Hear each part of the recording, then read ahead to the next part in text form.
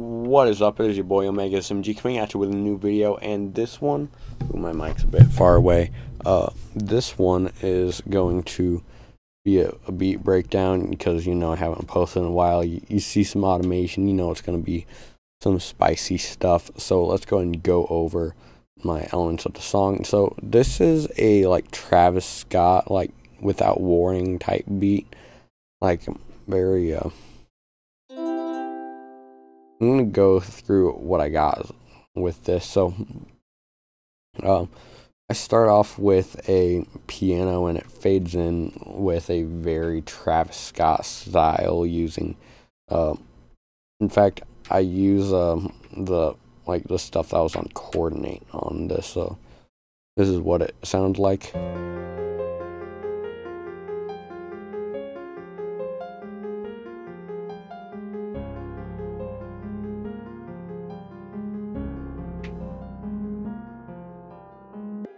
So let me go ahead and explain what I did here.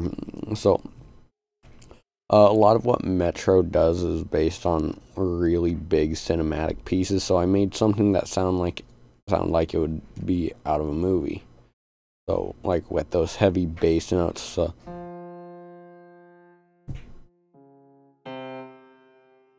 I could definitely see that being in a cinematic piece, but then I go and add gross beat on it, and I use a time mix envelope because with gross beat, I would not suggest just using the mix level like you do right here, just because it doesn't always work that well. So this does pretty much the same thing, except it's a lot easier. It's built into the plugin.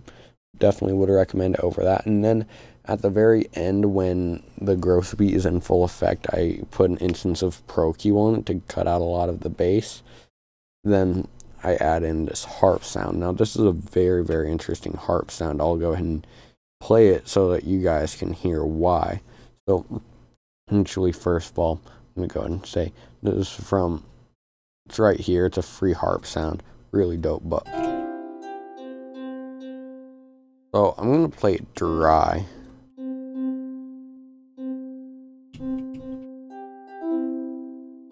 So pretty much this is what I did. So I put some attack on it and lowered the sustain. This is what it sounds like.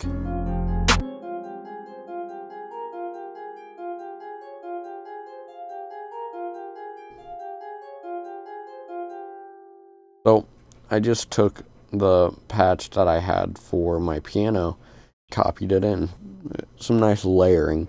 This has no transient, so it matches well with the piano for when the piano is when it's in full speed, which isn't very common in this song, but it is there. And then put an EQ on it, cut out the bass, raise the highs, and then add a reverb on it.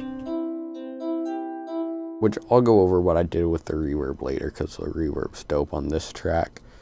So then I have this fading in during this time. This is when the piano's in full gross beat mode. And then I have this short Moog bass. I based it off of what was used in I'm trying to think of what song it is, but it's off of If You're Reading This, It's Too Late to.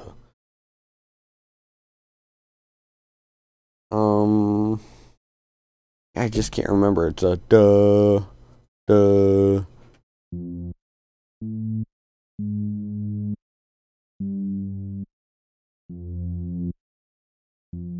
Brand New Beretta. Yeah, I don't remember which song it is, but if you guys do, leave it in the comments. It's a dope song though. And this is what that pattern sounds like. So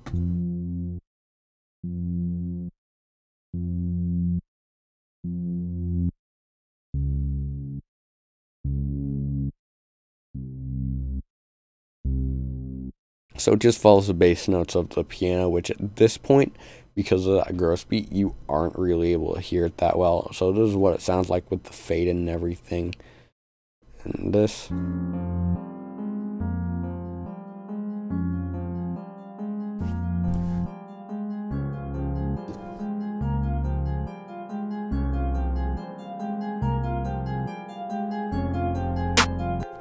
So now I'm going to go ahead and go over the decisions I made right here. So this is actually a fairly common technique used by Southside TM88. Actually, not TM88. He tends to be a bit more original. But what TM88, Southside will do is he'll start off with an arpeggio, right?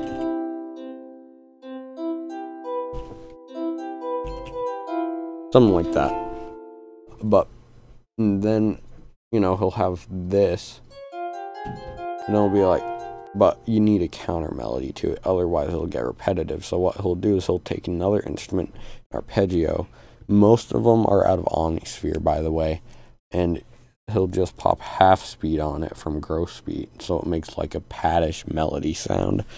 And then boom, you got yourself your two melodies of a Southside song. So those are the decisions I made. So then we go ahead and go over to the snare. Not the snare up, but this is right here. Pretty much it's the same pattern, except it's extended out and it's an octave lower to make it have some more bass. But then we have our snare and our stick. So it's like the stick that I use every time. Except I did a lot of stuff with the reverb, so it's dope. This is what the snare sounds like. Yeah, I know where. I got this from a random drum kit offline. So let's go and go over the mixing of it, because this is what it sounds like dry. So first thing I did was I put on BX Hybrid Mix V2. I just use a preset from it. It's either snare bottom or snare top. I don't remember which one, but it's one of the two. It's a dope preset. Then I add Transient Designer from SPL to make a transient, and then I go to Dynamic Spectrum Map, and I use the High Frequency Exciter 3 preset. I have, like, it compresses it a bit, it puts an EQ on it.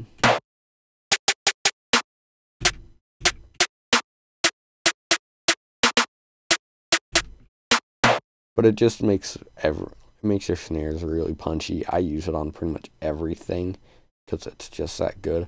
Then we have our stick, which is what sounds like dry.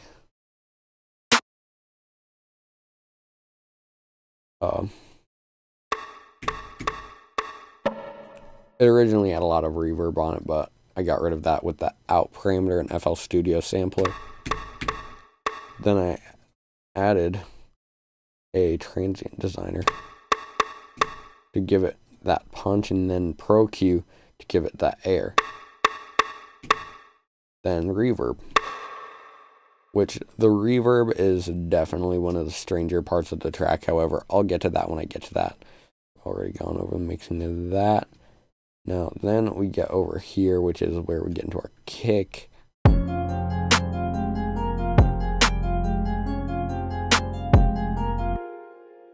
So very, very simple. I have kick you guys just heard was hard kick. I use two kicks on this track, one for the really hard hits and one that's a bit softer but still has some punch to it. So let's go ahead and go over what I did with it. First of all, SPL Bass Arranger. I'm pretty sure I used the bass amp preset. It's just, and this is what it sounds like dry, and then this is what it sounds like with Bass Arranger on. It just adds beef, and then add Decapitator, which makes it really like pretty much a short 808, and then Transient Designer just to give it some punch. And in the context of the track, like, you can't even hear that long distortion tail. So then we get here and it fades out, and then we have, well, the Pro Q fades out and the bass comes out, so you can get that piano bass back. So this is what it sounds like. And then you have your two kicks going at the same time. So this is our kick, right? Pretty sick. Let's go over the mixing of it, because it is really simple. So it's just a compressor. fairly slow attack and then fast release. Pretty much is just to make it so that the transient can punch through. People like Metro Boom and TM-88s are just like, I don't compress my kicks because it ruins them. It's just like, yeah, it does ruin them if you don't know how to mix. A compressor is there for a reason. You can do plenty of stuff with it. In fact, Transient Designer really is just a compressor, but very, very simplified. But then I sidechained it to my closed hi-hats to get that sort of effect that 6 had going with Take It Back. Didn't quite work out the same way, but it does make a nice room to mix.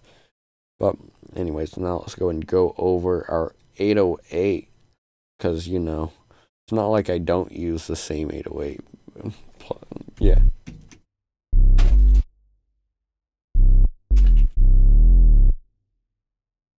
I'm sorry for that sound. My dog is just being a little jerk over there. But anyways, so let's go ahead and just look over this. So I'm using my 808 preset, except I don't have the punch whatsoever, so it's just a sub bass. I don't even think, yeah, I don't have any distortion on it at all. Well, not in plugin at least. So let's go over the mixing out. So Fruity Limiter for side chaining. I have it side chained to the hard kick because that hard kick has a lot of distortion to it. It makes it really fat. Then I have Decapitator. And then I have Bass Ranger, which just makes it a lot subbier. And then this is what it sounds like in context.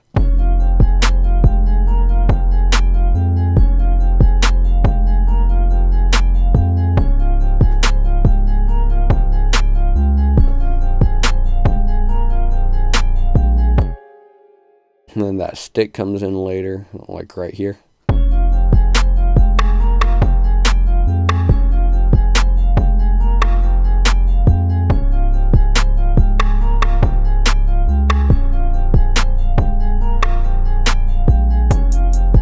Then our closed hi-hats and open hi-hats come in.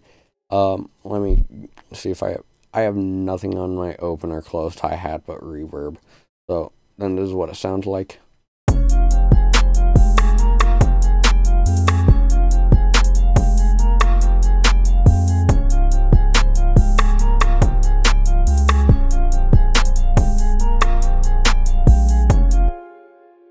Just really, that side chaining adds a lot of bounce to it.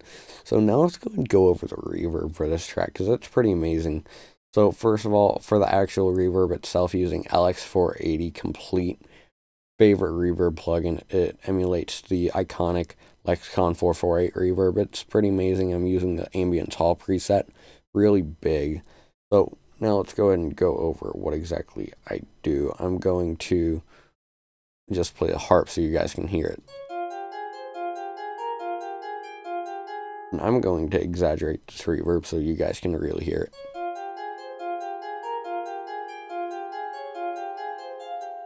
So this is a reverb on its own, right? So now I'm going to go ahead and add the Transient Designer so that you guys can hear it.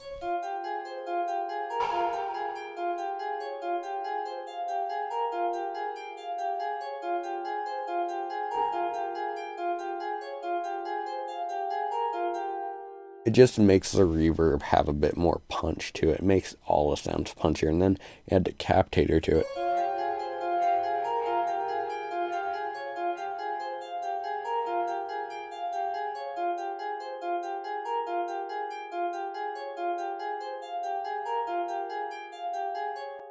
It's just to add like some more layering into all the sounds, because Decapitator can make any sound way different. So like pretty much everything sidechained to it. I mean, not sidechained, routed to it.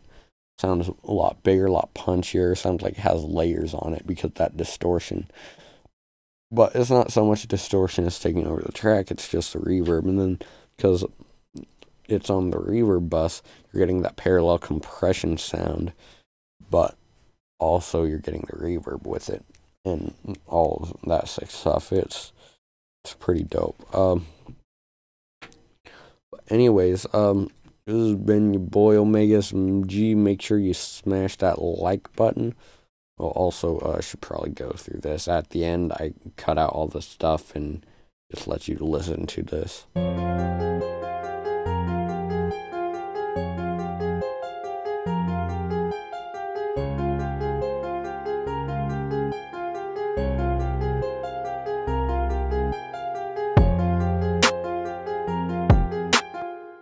And it just acts as like a nice outro. But pretty much, this is just my take on that without warning, like Metro Boomin type style. Yeah, if you guys liked it, smash that like button. Make sure you leave a comment. Rank me higher in them search results. Help me make more 10-minute videos for no reason, because I don't make money off this YouTube channel. Anyways, yeah, subscribe if you're not already, or if you hate my videos, then don't subscribe. Anyways, this is your boy Omega SMG signing out.